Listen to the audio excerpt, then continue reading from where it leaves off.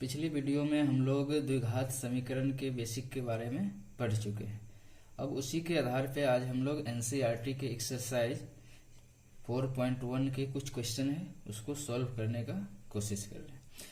जैसे एक्सरसाइज 4.1 में first question है, पहला क्वेश्चन है, कह रहा है कि जांच कीजिए कि क्या निम्न द्विघात समीकरण, निम्न मतलब जो नीचे जो कुछ समीकरण लिखा हुआ वो द्विघात समीकरण है या नहीं है। जैसे पहला क्वेश्चन है x+1 का whole square equal to 2 into x minus 3। हमें जांच करना है कि ये द्विघात समीकरण है या नहीं। तो सबसे पहले हम लोग क्या करेंगे, इसको विस्तार करेंगे। इसको विस्तार कैसे कर सकते हैं, तो इसको हम लोग यहाँ एक सर्वसमीका का उपयोग करना होगा, यानी a प्लस बी का होल स्क्वायर बराबर A square plus 2ab plus B square. तो अब क्या करेंगे हम लोग, इसको विस्तार करने के लिए x को हम लोग a मान लेंगे और 1 को b। तो a प्लस बी का होल स्क्वायर, यानी तो इसको विस्तार करने के लिए a क्या, x, b क्या 1, तो a प्लस बी का होल स्क्वायर यानी a स्क्वायर मीन्स x, यानी x का स्क्वायर प्लस 2 गुने a गुने b, 2 गुने a कितना है x, b कितना है 1, प्लस b स्क्वायर, b क्या है 1 का square equal to 2 into x यानी 2 गुने x बराबर 2x, 2 गुने -3, 2 गुने -3 कितना -6, या इसको और क्या लिख सकते हैं या एक्स स्क्वायर प्लस 2 गुने x गुने 1, 2x प्लस 1 का स्क्वायर 1। इस राशि को इधर ले आते हैं आरएचएस में एलएचएस में ले आते हैं, तो प्लस है तो -2x माइनस है तो प्लस 6 इक्वल टू 0, या और क्या लिख सकते हैं एक्स स्क्वायर, देखिए प्लस 2x और -2x कैंसिल हो जाएगा, 1 प्लस 6 इक्वल टू 7 0। अब हम लोग तुलना करेंगे इसका किसके साथ, तो ax square plus bx plus c equal to 0। क्या ये जो सरल करके ये जो रूप आया है, क्या ax square plus bx plus c के रूप का है, तो है, तो बिल्कुल है। तो हम कहेंगे कि ये द्विघातीय समीकरण है, यानी यहाँ हम लिखेंगे जो कि ax square plus bx plus c बराबर 0 के रूप का है, इसलिए x प्लस 1 का whole square equal to 2 into x minus 3 एक द्विघातीय समीकरण है, द्विघातीय समीकरण है। उसी प्रकार सेकेंड क्वेश्चन, उसी में कह रहा है कि जांच कीजिए कि क्या निम्न द्विघात समीकरण है, ये है ना सेकेंड में। और वो क्वेश्चन क्या है, तो एक्स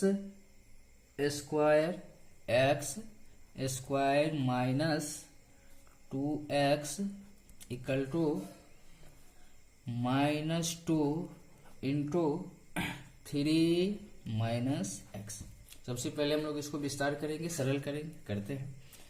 तो क्या लिख सकते हैं इसको, x square minus 2x equal to -2 into 3 -6 -2 into -x plus 2x, या एक्स स्क्वायर माइनस 2x इस राशि को हम लोग इधर ले आते हैं, तो माइनस है तो प्लस, प्लस है तो माइनस इक्वल टू 0। अब ये सजातीय पद है, माइनस माइनस जुड़ जाएगा, तो x square minus 4x plus 6 equal to 0। क्या ये द्विघातीय समीकरण है, तो इसके लिए हमें तुलना करना होगा किसके साथ, तो ax square plus bx plus c equal to 0। क्या ये समीकरण इस रूप का है, तो यहाँ लिखेंगे जो कि ax square plus bx plus c बराबर 0 के रूप का है। अब जब इस रूप का हो गया तो इसलिए हम कह सकते हैं कि x square minus 2x equal to -2 into 3 minus x एक द्विघातीय समीकरण है, ठीक है। आइए कुछ और क्वेश्चन देखते हैं। Question number 3।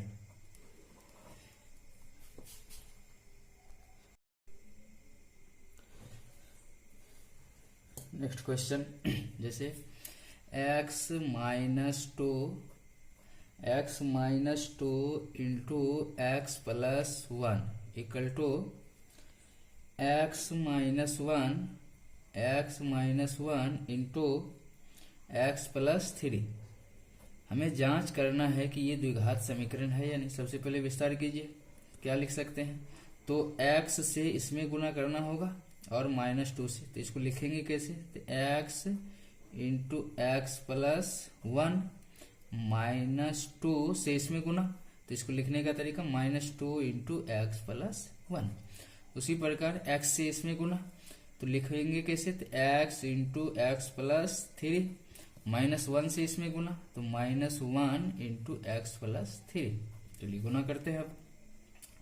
तो x गुने एक्स स्क्वायर, x गुने 1 x, -2 गुने x -2 गुने +1 तो -2 इक्वल टू x गुने एक्स स्क्वायर, x गुने 3x, -1 गुने x -x, -1 गुने +3 क्या हो जाएगा? -3।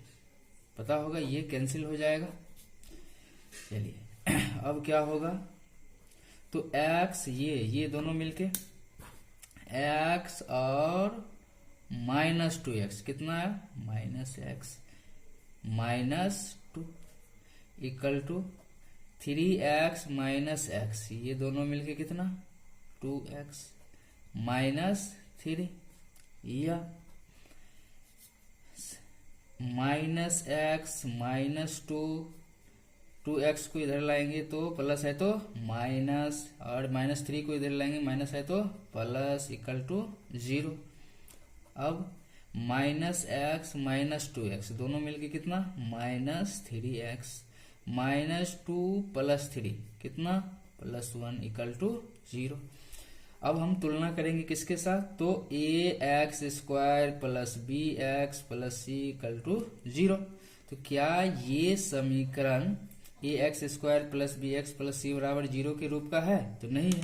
तो यहाँ हम क्या लिखेंगे? जो कि ax² plus bx plus c बराबर 0 के रूप का नहीं है। जब नहीं है तो क्या द्विघातीय समीकरण हुआ? नहीं। तो इसीलिए x -2 into x plus 1 equal to x -1 into x plus 3 द्विघातीय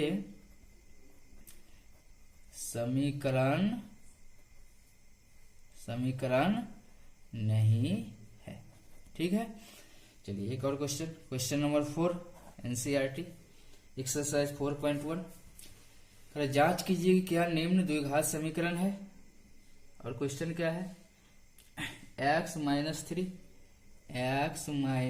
3 into 2x plus 1 equal to x into x plus 5। हमें जांच करना है कि ये द्विघातीय समीकरण है या नहीं। विस्तार कीजिए। कैसे कर सकते हैं? सेम प्रोसेस, x से इसमें गुना होगा एंड -3 से इसमें गुना होगा। तो लिखने का तरीका x into 2x plus 1 and -3 into 2x plus 1, ऐसे ही तो लिखते हैं। चलिए x गुने एक्स स्क्वायर, x गुने प्लस 5x। चलिए x गुने 2x क्या हो जाएगा? 2x स्क्वायर, x गुने प्लस 1x, -3 गुने 2x -6x, -3 गुने plus 1 -3 equal to x square plus 5x। ये दोनों मिलके कितना? तो -5x। तो इसको ऐसे लिख लेते हैं 2x स्क्वायर -5x -3, इस सब राशि को इधर ले आते हैं तो प्लस है तो माइनस, प्लस है तो माइनस इक्वल टू 0। चलिए ये दोनों मिलके कितना? 2x स्क्वायर में से x स्क्वायर घटाइए तो x स्क्वायर -5x कितना, माइनस माइनस जुड़ जाता है, चिन्ह माइनस रहता है, तो -5 -10, ठीक है, -3 बराबर 0। क्या अब ये द्विघातीय समीकरण है? तो इसके लिए हमें चेक करना होगा, इसको तुलना करना होगा किसके साथ, तो ax² plus bx plus c बराबर 0। क्या ये समीकरण इस रूप का है तो द्विघातीय समीकरण है। तो यहाँ हम क्या लिखेंगे, जो कि ax² plus bx plus c बराबर 0 के रूप का है। इसलिए हम कह सकते हैं कि x - 3 into 2x plus 1 equal to x into x plus 5 एक द्विघातीय समीकरण है। ठीक है,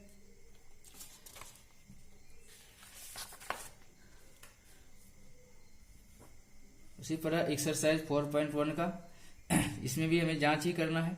1 का 5वां नंबर क्या है क्वेश्चन है 2x - 1 इंटू x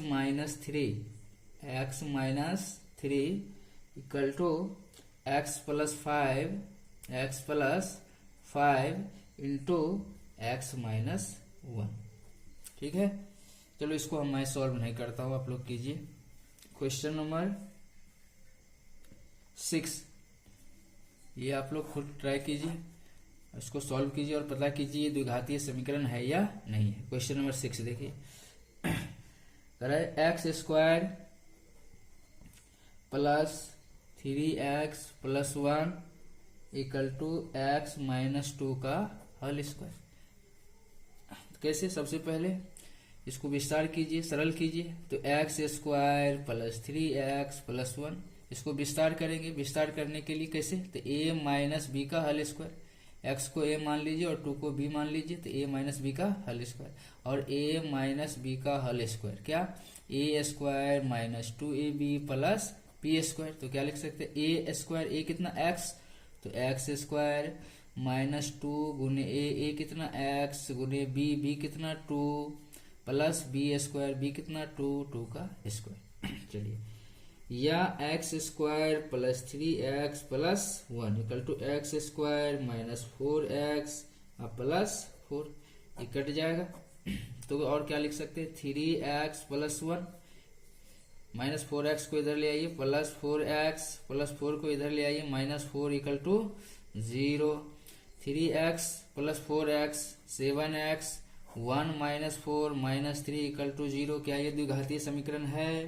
तो हम लोग तुलना करेंगे ax² plus bx plus c बराबर 0 के से।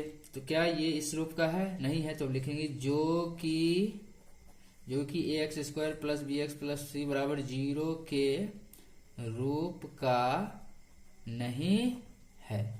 जब इस रूप का नहीं है तो इसलिए x² plus 3x plus 1 equal to x - 2 का होल स्क्वायर एक द्विघात समीकरण नहीं है। ठीक है, ये क्वेश्चन और करता हूं 5, 6, 7 आप लोग खुद कीजिए। 7 क्वेश्चन नंबर 7 क्या है मैं लिख दे रहा हूं। तो x प्लस 2 का whole cube equal to 2x into x² minus 1। इसको विस्तार कीजिए और तुलना कीजिए किसके साथ, तो ax² plus bx plus c बराबर 0 के साथ। अगर विस्तार करने पे, सरल करने पे इस रूप में आ गया तो द्विघातीय समीकरण होगा, अगर नहीं आया तो द्विघातीय समीकरण नहीं होगा। हम क्वेश्चन नंबर 8 बना रहे हैं, ये आप लोग खुद तैयार कीजिए और जांच कीजिए कि क्या ये द्विघातीय समीकरण है। Next question number 8, x³ minus 4x² minus x plus 1 equal to x - 2 का होल क्यूब। तो इसको विस्तार कीजिए। पहले विस्तार करने के लिए यहाँ कौन सा फॉर्मूला लगेगा, तो a - b का होल क्यूब। तो यहाँ लिख देते हैं a - b का होल क्यूब क्या होता है, a³ minus b³ minus 3a² plus 3ab², या इसी को और क्या लिख सकते हैं, a³ minus 3a² plus 3ab² minus b³, ये लिख सकते हैं ना। चलिए विस्तार कीजिए।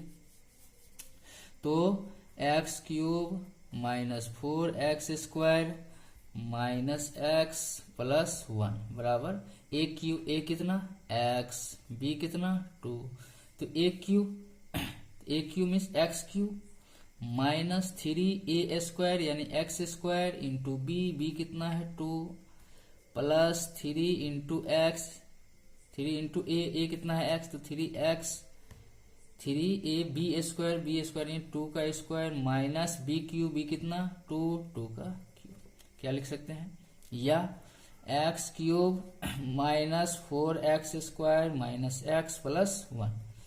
चलिए x³ माइनस 3 गुने 2 कितना माइनस 6x², 2 दूनी 4 तिया 12 x माइनस 2 दूनी 4 दूनी 8। चलिए ये कैंसिल हो जाएगा, तो हो जाएगा minus 4x² minus x plus 1। इस राशि को इधर ले आइए, माइनस है तो प्लस 6x² माइनस 12 प्लस है तो माइनस, माइनस है तो प्लस इक्वल टू 0। ये दोनों मिलके कितना हो जाएगा 6x² minus 4x² 2x² minus x minus 12x minus 13x 1, ये दोनों मिलके माइनस 13 है, 1 और 8 मिलके कितना 9। क्या ये द्विघातीय समीकरण है, तो है, तो जो कि ax² plus bx plus c बराबर 0 के रूप का है। अब है तो द्विघातीय समीकरण है। तो इस तरीके से हम लोग किसी दिए हुए समीकरण को चेक करते हैं, जांच करते हैं कि दिया हुआ समीकरण द्विघातीय है या नहीं है। ठीक है। अब उसी एक्सरसाइज यानी एक्सरसाइज 4.1 में क्वेश्चन नंबर 2 है, क्वेश्चन नंबर 2 है, और उसमें क्या कह रहा है कि निम्न स्थितियों को द्विघात समीकरणों के रूप में निरूपित कीजिए। मतलब ये एक क्वेश्चन लिखा हुआ है, क्वेश्चन शब्दों में लिखा हुआ है, इसको गणित के रूप में इसको व्यक्त करना है। इसको क्या करना है, गणितीय रूप में व्यक्त करना है। तो इसके लिए क्या है, तो देखते हैं कैसे किया जाता है। एक आयताकार भूखंड है, पहले क्वेश्चन देखो, इसको हमें गणित समीकरण बनाना है द्विघातीय। पीछे जो अभी तक हम लोग 2 क्लास में पढ़ते आ रहे हैं द्विघातीय समीकरण, यानी ax² plus bx plus c बराबर 0, ये गणितीय समीकरण हुआ, यानी द्विघातीय समीकरण हुआ, गणितीय रूप हुआ। तो ये जो शब्द में क्वेश्चन लिखा हुआ है इसको शब्द समस्या कहा जाता है, वर्ड प्रॉब्लम कहा जाता है। तो इस वर्ड प्रॉब्लम को हमें गणितीय रूप में यानी समीकरण के रूप में लिखना है। तो देखिए क्या तरीका है। अब क्वेश्चन पढ़ते हैं।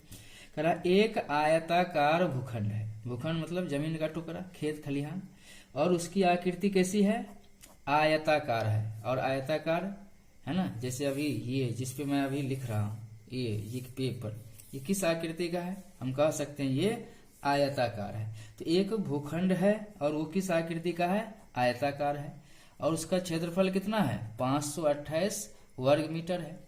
अब उस क्षेत्र की लंबाई जो कि किसमें है, मीटर में है, और चौड़ाई में एक संबंध दिया हुआ है, कैसा है, तो इस क्षेत्र की यानी इस आयताकार भूखंड की जो लंबाई है वह चौड़ाई के दुगुने से 1 अधिक है। तो ये जो बात लिखा हुआ है उसी को हम लोग क्या कहेंगे उसी को हम लोग क्या करना चाहते हैं, गणितीय रूप में लिखना चाहते हैं, है ना, ताकि हम लोग उस भूखंड की लंबाई और चौड़ाई ज्ञात कर सके। तो सबसे पहले हमें गणितीय रूप में यानी समीकरण के रूप में लिखना है। जब उसको लंबाई और चौड़ाई निकालना है तो उसी समीकरण को हम लोग हल कर लेंगे। हल करने के बाद जो रिजल्ट आएगा वही उसका लंबाई और चौड़ाई। तो सबसे पहले समीकरण तो बने, तो समीकरण देखो कैसे बना। तो सबसे पहले एक आयताकार भूखंड क्षेत्रफल है, तो सबसे पहले एक आयताकार भूखंड बना लेते हैं। आयताकार भूखंड, ये आयताकार भूखंड है, नाम दे देते हैं A, B, C and D, यानी A, B, C, D एक आयताकार भूखंड है। और इसका क्षेत्रफल मतलब ये जो आयताकार भूखंड है ABCD, इसके अंदर जो ये क्षेत्र दिख रहा है, ये बन रहा आकृति के अंदर का, इसको क्षेत्रफल कहा जाता है। ये जो दिख रहा है ना, ये बाउंड्री किनारे के अंदर वाला भाग, ये जो भी जगह है उसको हम लोग क्या कहते हैं, इसका क्षेत्रफल कहते हैं। ये क्षेत्रफल कितना है, तो ये जो है 500, ये क्षेत्रफल कितना है 528 वर्ग मीटर। अब ये आयताकार है तो ये हमें पता है, इसको लंबाई कहते हैं और इसको चौड़ाई कहते हैं, ठीक है। लेकिन इस आयताकार जो भूखंड है उसकी लंबाई कुछ रहा होगा और चौड़ाई भी कुछ न कुछ रहा होगा। क्या लंबाई चौड़ाई में कोई संबंध भी रहा होगा? तो ये संबंध यहाँ तो दिया है कि यदि क्षेत्रफल की लंबाई चौड़ाई के दुगुने से अधिक है, यानी लंबाई कितना है, तो लंबाई चौड़ाई के दुगुने से एक अधिक है। तो पहले चौड़ाई तो मालूम चले, चौड़ाई तो मालूम नहीं है, तो हम लोग क्या कर लेंगे, माना कि चौड़ाई बराबर x मीटर। तो यहाँ हल कैसे करेंगे, तो यहाँ हल लिखते हैं सॉल्यूशन, ठीक है, हल। तो माना कि आयताकार भूखंड की चौड़ाई बराबर x मीटर मान लिए। अब लंबाई कितना है, तो प्रश्न में कह रहा है कि क्षेत्र की जो लंबाई है, प्रश्न से की जो लंबाई है वो कितना है, चौड़ाई के दुगुने, यानी चौड़ाई जो भी है उसका क्या कर देना है, दुगुना तो है ही, लेकिन दुगुने से एक अधिक है, यानी एक एक्स्ट्रा है, ऐसे लिखेंगे। तो हम कह सकते हैं कि लंबाई जो होगा 2 गुने चौड़ाई, चौड़ाई तो हमने x माना है, तो 2 गुने x प्लस 1 इतना मीटर होगा, ठीक है। लेकिन अब हमें तो समीकरण बनाना है, तो कुछ बेसिक फॉर्मूला यहाँ अप्लाई करना होगा। लेकिन आयत का क्षेत्रफल कितना, लंबाई अगुने चौड़ाई होता है, ये ना होता है। लेकिन ये हमें दिया हुआ है कितना, 528, तो यही लंबाई गुने चौड़ाई कितना हो जाएगा, 528 हो जाएगा। लेकिन लंबाई है कितना, तो 2x प्लस 1 है, और चौड़ाई कितना है, x है, तो गुने x, ये क्षेत्रफल हो गया। लेकिन ये दिया हुआ है किसके बराबर, तो 528, या चलिए 2x गुने x 2x स्क्वायर, 1 गुने x इक्वल टू,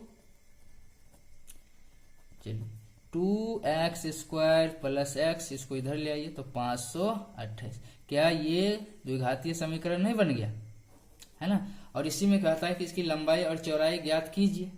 यहाँ हमें कह रहा है कि आप सिर्फ समीकरण बना दीजिए, गणित रूप में लिख दीजिए, ताकि हम लोग लंबाई और चौड़ाई माप सके। लेकिन इसी क्वेश्चन में कहता है लंबाई और चौड़ाई माप ज्ञात कीजिए, तो सबसे पहले इस प्रोसेस से तो गुजरना पड़ता, समीकरण हमें पहले बनाना पड़ता, और समीकरण बनाने के बाद इसको हल करेंगे, जो कि अगले चैप्टर में हम लोग पढ़ने वाले इसी को हल करते तो x का मान आता, और x निकल गया मतलब क्या निकल जाता है, चौड़ाई, और x का मान यहाँ रखते तो क्या निकल जाता है, लंबाई। तो इस तरीके से हम लोग किसी शब्द समस्या को, वर्ड प्रॉब्लम को समीकरण के रूप में, गणितीय रूप में व्यक्त करते हैं, ठीक है। जैसे एक और क्वेश्चन है, एक्सरसाइज 4.1 का ही एनसीईआरटी का, कह रहा है 2 क्रमागत धनात्मक, क्रमागत मतलब लगातार, जैसे 2 है तो 2 के क्रमागत क्या हो गए, 3 हो गए, 10 के क्रमागत 11, 20 के क्रमागत 21, है ना, 4 के क्रमागत 5। तो अगर देखो ठीक है, चलो, तो 2 क्रमागत धनात्मक पूर्णांक है, और उसको जब गुना किया जाता है तो हमें कितना मिलता है, 306 मिलता है। तो अब मान लो वो जो धनात्मक पूर्णांक है उसको हमें ज्ञात करना है ना, तो उसके लिए कार्य समीकरण बनाइए, यानी गणित के रूप में लिखिए। तो कैसे करेंगे, तो सबसे पहले ये इस क्वेश्चन को हल करने के लिए हमें ये समझना होगा कि 2 क्रमागत धनात्मक पूर्णांक कैसे मिलता है। अगर 1 मालूम है तो अगला कैसे प्राप्त करते हैं, जैसे 2 है तो अगला क्या होगा, 3, कैसे मिला, तो 2 प्लस 1 3। जैसे 10 मालूम है तो क्रमागत क्या होगा, 11, कैसे, तो 10 प्लस 1 11। जैसे 20 है, 20 के क्रमागत क्या 21। तो क्रमागत कैसे प्राप्त किया जाता है? तो पहला संख्या अगर मालूम हो तो क्रमागत संख्या पता करने के लिए उसमें एक क्या कर दिया जाता है, जोड़ दिया जाता है। ठीक है, यहाँ तो मालूम नहीं है, यहाँ तो हमें मालूम है 2 है तो 3 होगा, 10 है तो 11 होगा, 20 है तो 21 होगा, 4 है तो 5 होगा। लेकिन हम कहेंगे x है तो x के क्रमागत क्या होगा? तो देखो ऊपर क्या हम लोग पढ़े हैं कि क्रमागत करने के लिए पहली संख्या में एक जोड़ने पर उसका क्रमागत मिल जाता है। तो अगर x पहली संख्या है तो इसके क्रमागत क्या हो जाएगा? x प्लस 1 हो जाएगा। क्लियर है? चलिए अब इस क्वेश्चन को बनाते हैं। जैसे एक संख्या, एक धनात्मक पूर्णांक y है, इसके क्रमागत क्या होगा? तो क्या होगा? एक जोड़ दीजिए, क्रमागत है ना। एक धनात्मक पूर्णांक 15 है, क्रमागत क्या होगा? तो 15 प्लस 1 यानी 16। तो इस कॉन्सेप्ट का उपयोग करके हम लोग इस सवाल को हल करेंगे। तो दो क्रमागत धनात्मक पूर्णांक क्रमागत, तो अगर पहला मालूम हो तब तो हम लोग क्या करेंगे? पहले मानना पड़ेगा। कैसे करेंगे? तो माना कि, तो यहां लिखेंगे हम लोग माना, हल करते हैं, हल माना कि पहला धनात्मक पूर्णांक कुछ रहा होगा, कुछ क्या रहा होगा मालूम नहीं है तो x है ना।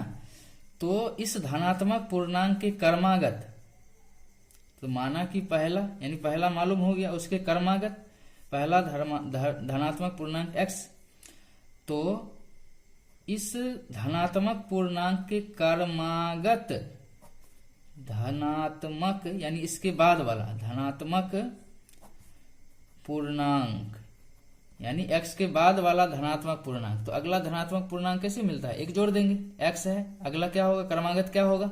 तो x प्लस 1 हो जाए। अब प्रश्न क्या कह रहा है? तो प्रश्न कह रहा है कि अगर दो क्रमागत धनात्मक पूर्णांक तो हमें मिल गया x के रूप में, अब कह रहा है उसका गुणनफल, जब दोनों को गुना करोगे तो कितना मिल जाता है? 306।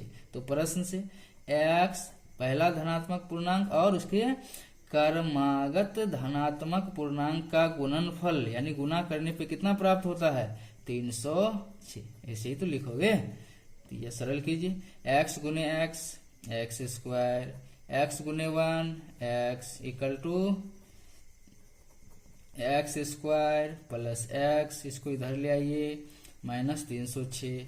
क्या ये द्विघातीय समीकरण नहीं बन गया है? और इसी में कहता हमको कि दो क्रमागत धनात्मक पूर्णांक ज्ञात कीजिए जिसका गुणनफल इतना है। तो सबसे पहले इस प्रोसेस से तो गुजरना पड़ता, पहले समीकरण बनाना पड़ता। अब इसी को हल कर देंगे तो x निकलेगा, x निकल गया तो धनात्मक पूर्णांक निकल गया और उसके क्रमागत पूर्णांक निकल गया। ठीक है, चलिए नेक्स्ट क्वेश्चन, एनसीईआरटी एक्सरसाइज 4.1 का 2 का तीसरा क्वेश्चन, बहुत ही अच्छा क्वेश्चन है। कह रहे रोहन की माँ, एक रोहन है और उसकी माँ है। तो मान लीजिए ये रोहन है, ये रोहन है और ये रोहन की माँ है, और ये रोहन और रोहन की माँ के उम्रों में कुछ संबंध है वो दिया हुआ है। रोहन की माँ उससे 26 वर्ष बड़ी है। किससे? रोहन की जो माँ है इससे 26 वर्ष बड़ी है। 26 वर्ष बड़ी है यानी अगर ये 10 वर्ष का है तो इससे 26 वर्ष अधिक कौन है? उसकी माँ। ये अगर 10 वर्ष का है रोहन तो उसकी माँ रोहन से 26 वर्ष क्या है? अधिक है। यानी रोहन की उम्र में 26 वर्ष क्या कर देना? जोड़ देना। अगर रोहन 20 वर्ष का होता तो उसकी माँ 26 वर्ष अधिक, यानी 20 से 26 वर्ष अधिक। अगर रोहन 5 साल का होता तो उसकी माँ 5 प्लस 26। समझ पा रहे हो क्या?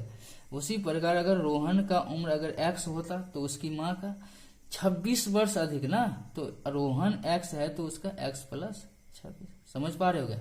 ठीक है, तो रोहन की माँ उससे 26 वर्ष बड़ी है। ठीक है, तो मानते हैं हल करने के लिए, माना कि रोहन का वर्तमान आयु x वर्ष है, x वर्ष है।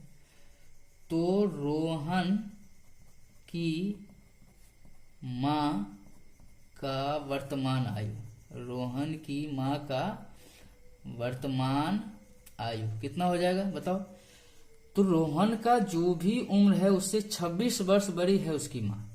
तो रोहन तो x वर्ष का है आज, इसका मतलब उसकी माँ उससे 26 वर्ष अधिक है। तो उसके लिए अधिक के लिए क्या करना होगा, 26 जोड़ देना होगा। क्लियर है। अब उसकी आयु का गुणनफल, किसकी आयु का, रोहन और उसकी माँ के। तो उनकी आयु का गुणनफल, अगर उनकी दोनों की आयु को, रोहन और रोहन की माँ की आयु को अगर गुना कर दिया जाए, वो किसके बराबर मिल जाएगा। तो अब से 3 वर्ष पश्चात यानी बाद, उनकी आयु का गुणनफल अब से 3 वर्ष पश्चात 3 से 360 हो जाएगी। हमें रोहन की वर्तमान आयु ज्ञात करनी है। उनकी आयु का गुणनफल है ना, तो प्रश्न से अब क्या करते हैं, उसकी आयु का गुणनफल कर देते हैं। नहीं, सबसे पहले ये निकाले 3 वर्ष पश्चात दोनों का आयु कितना हो जाएगा। 3 वर्ष पश्चात रोहन का आयु कितना हो जाएगा बताओ। जबकि आज वो कितने साल का है, x है। जैसे मान लो कोई व्यक्ति A है और कोई व्यक्ति B है। A है आज 10 वर्ष का, B है 15 वर्ष का। 3 वर्ष बाद A का आयु कितना हो जाएगा, तो 3 वर्ष जुड़ेगा ना यार। B का आयु कितना हो जाएगा 3। अगर A का उम्र है आज के डेट में वो 12 वर्ष का है, तो 6 साल बाद कितने वर्ष का हो जाएगा, 12 + 6। अगर B आज 20 वर्ष का है तो 6 साल बाद कितने वर्ष का हो जाएगा। यानी बाद की आयु निकालने के लिए वर्तमान आयु में उतना वर्ष जोड़ेंगे। अगर पहले का पूछेगा तो वर्तमान में से उतना क्या करेंगे। तो देखो 3 वर्ष पश्चात यानी 3 वर्ष बाद रोहन कितने साल का हो जाएगा, जबकि वो आज x वर्ष का है। जैसे मान लो रोहन आज 10 वर्ष का होता तो 3 वर्ष बाद कितने साल का हो जाता, 13। कैसे, तो वर्तमान में 3 वर्ष क्या करते हैं, जोड़ते हैं। तो रोहन आज वर्तमान आयु कितना है, x वर्ष। 3 वर्ष बाद कितना हो जाएगा, x + 3 वर्ष। क्लियर है। उसी प्रकार 3 वर्ष पश्चात माँ की आयु, किस माँ की, यानी रोहन की माँ की आयु कितना। तो रोहन की माँ आज कितने साल की है, तो x + 26 साल की। क्या 3 वर्ष बाद उसकी आयु भी तो बढ़ेगी, कितनी, 3 वर्ष। तो x + 26 यानी वर्तमान आयु तो इतना है, उसमें 3 वर्ष क्या होगा, जुड़ जाएगा। जोड़िए, तो x + 29 यानी इतने वर्ष की हो जाएगी। ठीक है। अब प्रश्न देखो क्या कर रहा है। प्रश्न कह रहा है कि उनकी आयु का गुणनफल यानी वर्तमान आयु का, वर्तमान तो ये है, उसका गुणनफल यानी x × x + 26। उनकी आयु का गुणनफल अब से 3 वर्ष पश्चात 360 हो जाएगी। अब से 3 वर्ष पश्चात कितना हो जाएगी, 360 हो जाएगी। ठीक है। नहीं, ये देखो प्रश्न क्या कर रहा है, हम लोग समझने में थोड़ा गलती कर दी। उनकी आयु का गुणनफल अब से 3 यानी अब से 3 वर्ष बाद की जो आयु है उसका गुणनफल कितना हो जाएगा, 360। सॉरी, तो क्या लिख सकते हैं इसको, 3 वर्ष पश्चात दोनों का आयु कितना है, तो रोहन का है x + 3 और रोहन की माँ की आयु कितना है, x + 29 और उसका गुणनफल कितना हो जाएगा, 360 हो जाएगा। चलिए सरल करते हैं। x × x, x², x × +29, 29x + 3x + 7 = 360, ऐसे लिखेंगे ना। या x² जोड़िए 32x + 87 - 360 लिख सकते हैं ना ऐसे। या x² + 32x, चलिए घटाइए 10 - 7 कितना हो जाएगा, 3 5 7 2। तो समीकरण प्राप्त हो गया। ठीक है। अब चलिए एक और क्वेश्चन है उसी एक्सरसाइज का, क्वेश्चन नंबर 2 का चौथा, है ना। एक रेलगाड़ी 480 किलोमीटर की दूरी समान चाल से तय करती है। यानी मान लो दो स्थान है ए और बी, ए और बी, और इसकी बीच की दूरी कितनी है, इसकी बीच की दूरी कितनी है, तो 480 किलोमीटर, और ये से बी एक समान चाल से चलती है। यदि इसकी चाल 8 किलोमीटर प्रति घंटा कम होती, कम मतलब शुरू में कुछ चाल से जा रहा होगा, है ना, बाद में कह रहा है कि उतना नहीं चल के 8 किलोमीटर प्रति घंटा कम से चलता, तो उस इतना ही दूरी को तय करने में उसे 3 घंटा क्या होगा, अधिक समय लगेगा, है ना। अब मान लो इस स्थिति में रेलगाड़ी की चाल ज्ञात करनी है, तो उसके लिए कह रहा है गणितीय समीकरण बनाइए, है ना। तो क्या ज्ञात करनी है, चाल ज्ञात करनी, मालूम नहीं है प्रारंभिक चाल कितनी है ना। तो यहाँ क्या करना होगा, मान लेना होगा, माना कि रेलगाड़ी की चाल कितना मान लेंगे हम लोग, तो x किलोमीटर प्रति आवर, ठीक है। तो जब x किलोमीटर प्रति आवर से रेलगाड़ी जा रही होगी, तब इतना दूरी तय करने में कितना समय लगा होगा, है ना। तब 480 किलोमीटर की दूरी तय करने में लगा समय कितना लगा होगा, तो हम लोग पता है समय बराबर दूरी बट्टे चाल होता है ना। तो जब वो x किलोमीटर प्रति आवर से जा रही होगी, तो उस समय कितना समय लगा होगा, तो उस स्थिति में हम मान लेते हैं t1 समय लगा होगा, है ना। और कितना दूरी, तो 480 किस चाल से, तो x से, ठीक है, इसको 1 मान लेते हैं।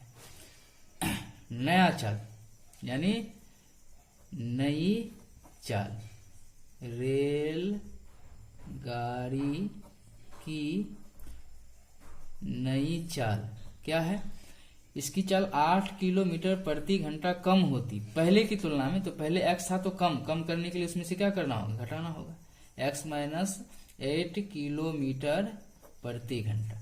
तो इस चाल से चलने में लगा समय, है ना, इस चाल से चलने में रेलगाड़ी को लगा समय मान लेते हैं t2 समय लगा होगा। फॉर्मूला तो यही होगा, दूरी बट्टे, अभी भी कितना दूरी तय करना है, 480, लेकिन किस चाल से, x माइनस 8, है ना। अब देखिए, अब चाल कम गया तो समय ज्यादा लगेगा, है ना। कितना, पहले की तुलना में कितना ज्यादा समय लगेगा, 3 घंटा अधिक लगेगा। यानी दोनों के समय में कितना का अंतर है, 3 घंटे का। तो इसीलिए हम कह सकते हैं, है ना, कि t2 माइनस t1 जो होगा वो 3 घंटा होगा।